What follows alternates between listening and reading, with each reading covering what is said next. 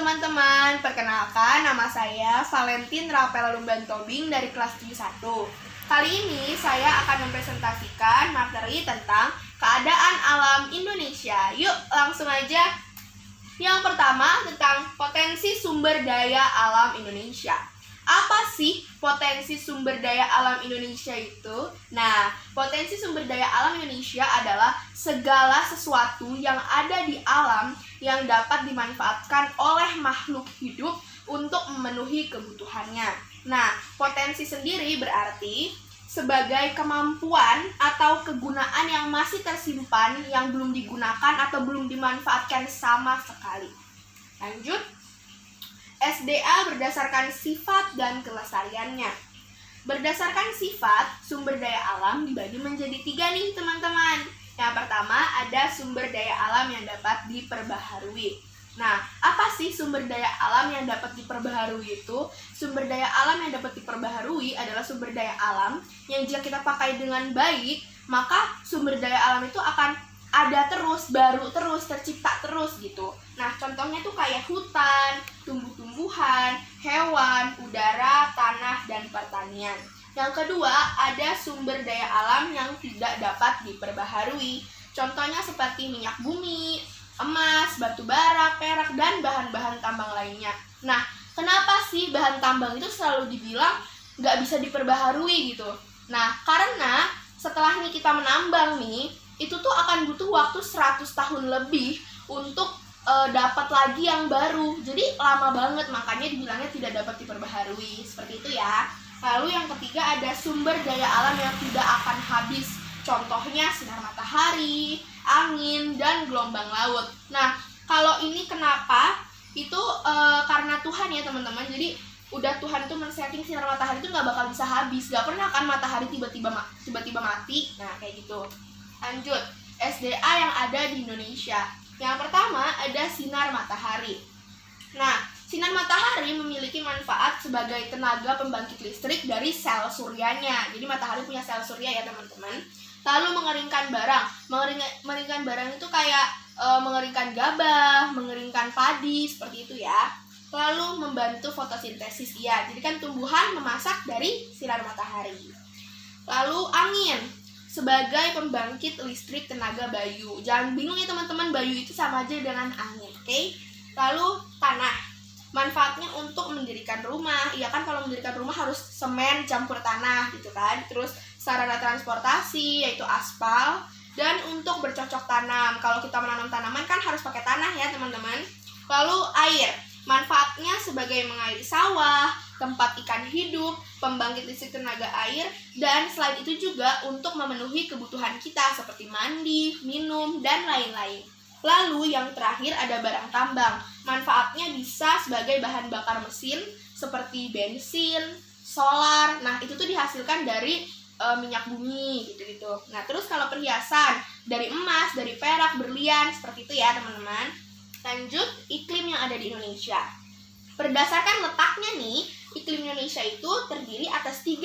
Yang pertama, iklim muson atau iklim musim. Jadi mau sebut muson atau musim sama aja ya. Terus, iklim musim atau iklim muson terjadi karena pengaruh angin muson yang kering di Indonesia dan berganti arah setiap setengah tahun sekali. Lalu yang kedua ada iklim tropis. Iklim tropis terjadi pada daerah-daerah yang terletak di antara 2 garis balik. Lalu yang terakhir adalah iklim laut. Indonesia adalah negara kepulauan. Sebagian besar daratan Indonesia dikelilingi oleh laut atau samudra. Makanya nih Indonesia disebut dengan negara maritim karena memiliki kepulauan dan air. Lanjut ya, flora dan fauna di Indonesia. Nah, sebelum kita bahas nih, pasti teman-teman tahu banyak banget kan flora dan fauna di Indonesia itu ada banyak banget di Indonesia. Banyak jenisnya, banyak macem-macemnya, bentuknya. Nah, pernah nggak sih mikir kok bisa ya beda-beda semua? Nah, perbedaan flora dan fauna yang tersebar di seluruh Indonesia dipengaruhi pertama karena bentang alam dan juga iklimnya. Kenapa sih dibilang iklim?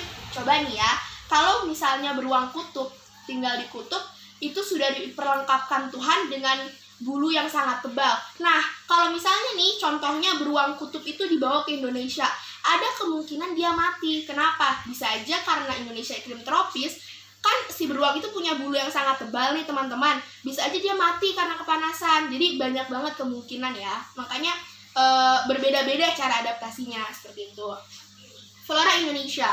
Ditemukan nih ada sekitar 4.000 jenis pohon yang sudah ditemukan. Belum lagi mungkin ada jenis-jenis yang lain.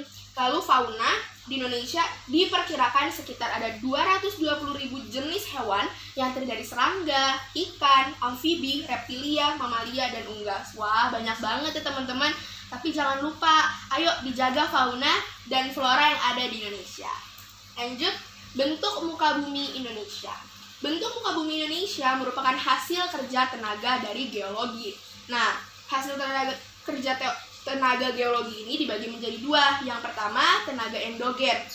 Tenaga endogen ini berasal dari dalam bumi. Nah, bersifatnya itu membangun permukaan atau bentuk-bentuk muka bumi. Yang kedua ada eksogen. Eksogen ini berasal dari luar bumi. Nah, sifatnya ini tuh kebalikan dari si endogen. Sifat si eksogen ini merusak apa yang sudah si endogen bangun gitu. Lanjut, bentuk muka bumi Indonesia akibat proses geologi. Itu ada dibagi dua ya teman-teman. Yang pertama relief daratan dan relief dasar laut. Nah, kalau relief daratan itu ada lipatan dan patahan, pegunungan, dataran, dan daerah kars. Nah, kalau yang relief dasar laut ada dangkalan, basin, palung, dan ambang. Nah, sekian slide yang ada di laptop saya. Nah, insight yang bisa saya dapat, insight atau berkat lah yang bisa saya dapat dari presentasi ini, bahwa betapa Tuhan menciptakan banyak sekali jenis-jenis fauna, sumber daya alam yang harus kita jaga. Dan juga kita harus bersyukur bahwa kita tinggal di negara yang mempunyai sumber daya alam yang banyak dan juga memiliki potensi yang sangat banyak. Sekian informasi yang bisa saya sampaikan dari presentasi kali ini. Semoga bermanfaat. Terima kasih juga kepada Ibu Ayu dan teman-teman yang sudah mau mendengar presentasi saya. Akhir kata, saya ucapkan terima kasih. Maaf bila ada salah kata. Tuhan Yesus memberkati. Amin.